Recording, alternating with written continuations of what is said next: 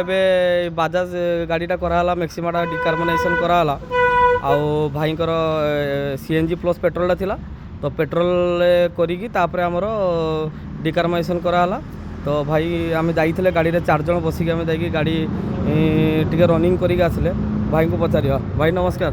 ଭାଇ କେଉଁଠୁ ଆସିଥିଲେ ଆପଣ?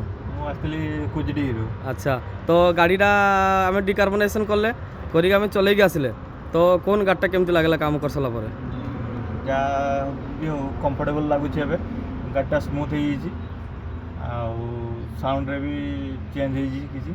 ଆଉ ଆପଣଙ୍କର ପିକଅପ୍ଟା? ହଁ ପିକଅପ୍ ବି ଭଲ ଆସିଛି ଏବେ, ଆଗ ଅପେକ୍ଷା ଭଲ ଆସିଛି। ଗାଡ଼ି ପୁରା ସ୍ମୁଥ୍ ଅଛି ତ? ଗାଡ଼ି ସ୍ମୁଥ୍। ଆମ ସର୍ଭିସ୍ କେମିତି ଲାଗିଲା?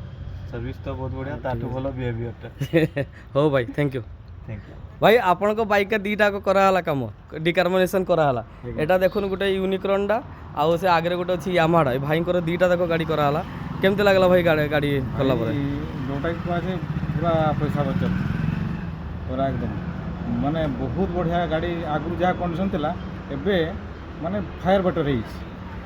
ଆଉ ଗାଡ଼ି ସ୍ମୁଥ୍ ଭାଇବ୍ରେସନ୍ କେମିତି କ'ଣ? ପୁରା ଓକେ ଭାଇ। ଆଉ ପିକଅପ୍? ପିକଅପ୍ ବହୁତ ବଢ଼ିଆ, ନୂଆ ଭଳିଆ ଲାଗୁଛି। ହଉ ଭାଇ ଥ୍ୟାଙ୍କ ୟୁ।